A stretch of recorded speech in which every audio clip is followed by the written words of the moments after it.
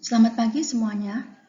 Kita ketemu lagi dengan pembahasan cancer genes, mutasi dan perkembangan kanker. Tapi karena topik ini panjang, jadi kita akan bagi menjadi 2 pertemuan. Sel secara terus-menerus terpapar dengan hal-hal yang dapat menyebabkan kerusakan DNA. Tetapi karena efisiensi mesin perbaikan DNA, maka hanya sebagian kecil dari sel yang bermutasi tersebut nantinya menetap, kemudian menjadi mutasi yang didapat secara somatik. Sebagian besar perkembangan kanker sendiri diperkirakan membutuhkan antara 5-15 driver mutation, yaitu mutasi yang terjadi pada gen yang kritis. Kalau kita membicarakan tentang cancer genes, ada 2 kelas utama, yaitu oncogenes dan tumor suppressor genes. Untuk oncogen atau oncogenes, maka mutasi yang dihasilkan itu mengakibatkan adanya gain of function, yaitu mendapatkan fungsi yang berbeda dengan fungsi normalnya, dan ini sifatnya dominan. Kemudian untuk tumor suppressor genes, di sini biasanya mutasinya mengakibatkan kehilangan fungsi, sel tersebut kehilangan fungsi normalnya. Nah, selain itu, mikroRNA juga dapat memainkan peran penting dalam perkembangan kanker melalui kapasitasnya untuk mengatur ekspresi oncogen dan juga gen penekan tumor atau tumor suppressor genes ini.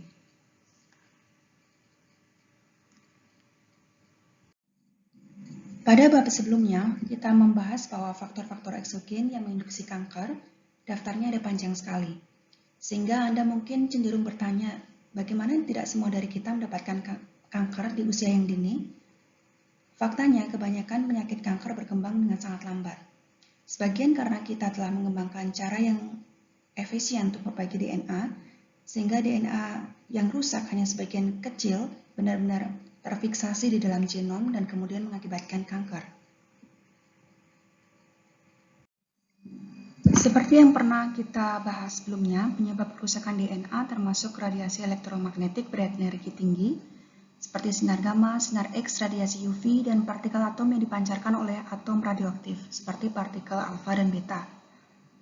Nah, radiasi pengion atau ionizing radiation dapat merusak DNA dengan 2 cara. Yang pertama, secara langsung, misalnya dengan memutuskan ikatan DNA sehingga menyebabkan translokasi dan penghapusan kromosom. Yang kedua, secara tidak langsung dengan berinteraksi dengan air dan menghasilkan spesies oksigen reaktif atau ROS, Reactive Oxygen Species. Nah, ROS yang terbentuk adalah radikal hidrogen peroksida dan juga radikal superoksida. Nah, radikal hidroksil atau juga radikal bebas ini adalah salah satu yang paling reaktif dari semua bahan kimia karena dengan mudah melepaskan elektron dari molekul apapun yang ditemuinya. Dan kemudian si radikal bebas ini mengubah molekul itu menjadi radikal juga. Dan ini sangat bermasalah karena kita tidak dapat menghindari yang namanya faktor mutagen eksternal, yaitu misalnya radiasi dan hal-hal yang bersifat karsinogen berupa bahan kimia. Dan yang lebih buruk dari itu karena dalam beberapa reaksi seluler yang normal itu juga menghasilkan produk sampingan berupa radikal bebas. Nah, di sini dari slide ini kita bisa lihat sebenarnya kita memiliki 3 garis pertahanan terhadap kanker. Yang pertama terletak pada apa yang kita makan, yaitu antioksidan.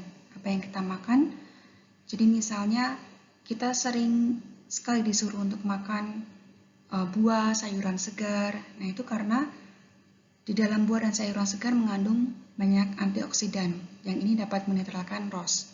Misalnya vitamin C, juga alfa tokoferol, vitamin E, sehingga memberi perlindungan terhadap ROS tadi yang berpotensi menyebabkan kanker. Yang kedua, kita juga telah mengembangkan sejumlah enzim seluler yang dapat melindungi dari radikal bebas, misalnya enzim superoksida dismutasa. Sehingga enzim ini menjadi buffer biokimia dengan cara bereaksi dengan produk samping berbahaya dari metabolisme yang normal, kemudian mengubahnya menjadi zat yang tidak berbahaya. Yang ketiga, ada juga mekanisme perlindungan yang berupa proses perbaikan DNA. Jadi ini mesin perbaikan DNA tadi yang mengoreksi hampir semua lesi yang terbentuk. Jadi kerusakan-kerusakan yang terjadi itu dikoreksi.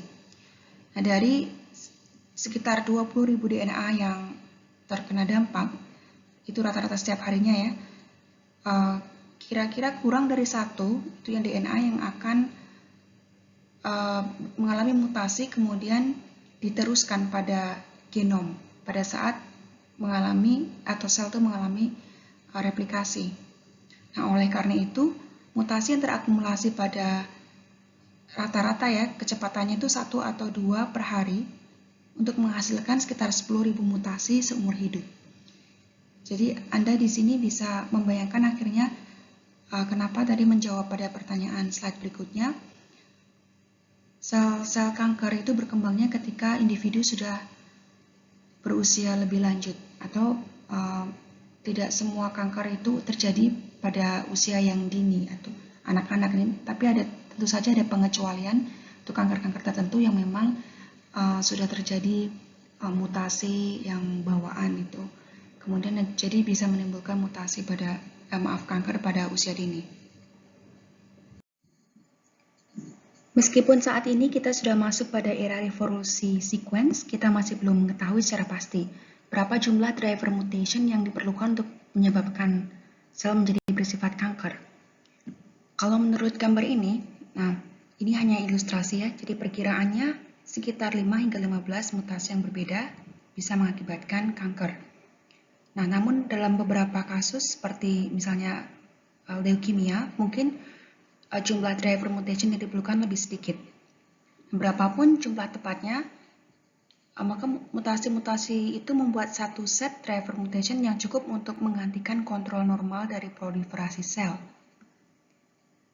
Untuk penjelasan dari gambar ini, jadi sekitar dari puluhan ribu mutasi yang dapat terakumulasi di dalam sel kanker, sekitar 5-15 mutasi yang berbeda bertanggung jawab atas perkembangan sel kanker. Pada kanker yang sifatnya diturunkan, maka seorang individu itu lahir dengan satu mutasi pada germline cells, sehingga memberikan kemungkinan lebih tinggi untuk berkembangnya kanker dalam bentuk mungkin karier. Nah, laju mutasi ini akan meningkat ketika individu tersebut mengalami paparan karsinogen. Misalnya di sini digambarkan paparan nikotin, dan ini terakumulasi sehingga pada jumlah yang pas dapat men-trigger munculnya kanker.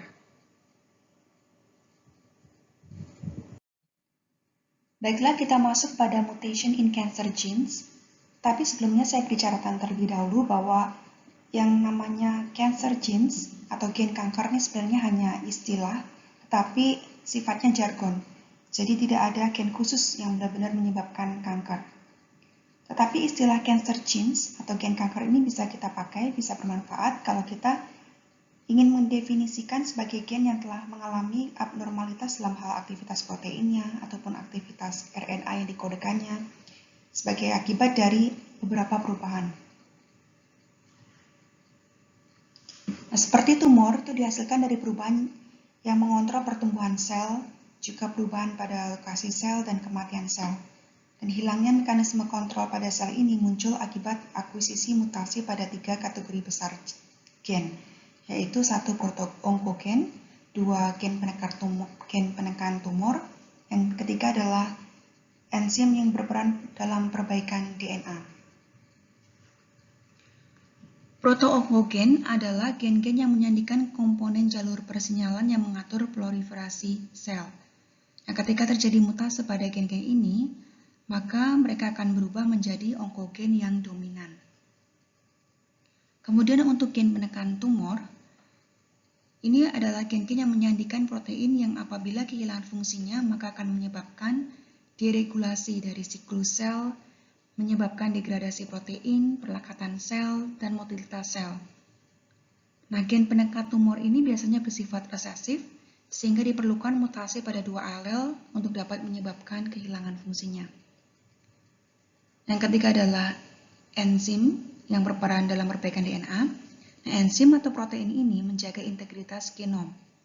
Dengan demikian, apabila terjadi mutasi pada protein ini akan menyebabkan lemah atau bahkan hilangnya kemampuan untuk membantu proses perbaikan DNA sehingga mengakibatkan ketidakstabilan genetik. Mutasi pada gen-gen di atas juga diduga menghasilkan perubahan ekspresi protein permukaan sel, kemudian perubahan pada ekspresi protein dan motilitas sel yang dapat berkontribusi pada metastasis. Nah, dalam hal ini, tidak ada mutasi yang secara khusus dikaitkan dengan perkembangan metastasis. Saat ini telah diketahui ada sekitar 500 onkogen dan sekitar 100 gen penekan tumor yang terbukti memiliki kaitan dengan kanker jenis tertentu. Onkogen pertama kali diidentifikasi pada virus. Virus ini mampu mengubah sifat sel dalam kultur atau menginduksi tumor pada hewan. Di gambar ini ditunjukkan suatu eksperimen klasik yang dilakukan oleh Peyton Rose pada awal abad ke-20. Ilmuwan tersebut mendemonstrasikan bahwa filtrat bebas sel yang diambil dari jaringan tumor ayam dapat mengakibatkan sarkoma, yaitu tumor pada jaringan ikat, ketika diinokulasikan ke dalam ayam normal. Nah, pada tahun 1950, agen penginfeksi ini pertama kali diidentifikasi dengan mikroskop elektron, kemudian diketahui bernama Rosarcoma virus, yang kemudian dikenal dengan retrovirus. Nah, virus ini memiliki materi genetik berupa RNA. Saya jelaskan di sini, pada gambar ini, itu ayam yang memiliki sarkoma, pada otot bagian dadanya, diiris, diambil, kemudian dicacah, dan filtratnya diambil, tetapi selnya sudah dipisahkan terlebih dahulu. Nah, filtrat ini kemudian diinjeksikan pada ayam yang masih muda, dan dalam pertumbuhannya kemudian diobservasi ayam yang dewasa ini juga memiliki atau kemudian di kemudian hari juga berkembang memiliki sarkoma. Jadi artinya ada suatu agen yang dapat menyebabkan tumor dan ini adalah berupa virus. Baik, penjelasan lebih lanjut dari eksperimen yang tadi. Jadi dalam eksperimen yang telah dilakukan, diketahui ternyata penyebab dari transformasi sel normal menjadi abnormal adalah ekspresi gen retrovirus yang berkelanjutan. Retrovirus mampu mengambil sebagian segmen DNA dari sel, dan bagian itu ternyata adalah SRC. SRC ini mengkode tirosin kinase, di mana tirosin kinase ini bersifat konserv pada seluruh kingdom hewan. Sehingga ketika hewan normal diinokulasikan dengan virus yang mengandung SRC, maka akan terbentuk jaringan tumor. Saya jelaskan dulu conserve gene atau gen conserve ini artinya gen yang secara esensial tidak mengalami perubahan selama evolusi. Jadi gen-gen ini tetap dilestarikan. Oke. Saat ini telah banyak onkogen yang ditemukan, baik teridentifikasi dari virus maupun dari sekuensi genom secara keseluruhan, dan semua onkogen ini memiliki kesamaan dari turunan proto-onkogen. Kesamaannya antara lain, 1, bersifat konserv di semua spesies, kemudian 2, onkogen juga berfungsi terutama di jalur persinyalan faktor pertumbuhan, dan yang ketiga, bertindak dengan cara dominan atau sifatnya dominan, misalnya terdapat mutasi pada alel tunggal yang aktif.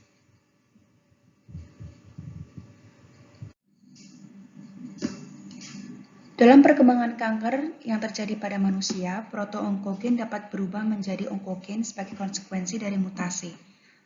Mutasi dalam hal ini bisa berupa point mutation, delesi, insesi, penataan ulang kromosom, baik yang mencakup perolehan seluruh kromosom atau aneuploidi, maupun translokasi kromosom atau amplifikasi gen, seperti yang terlihat di gambar ini ya.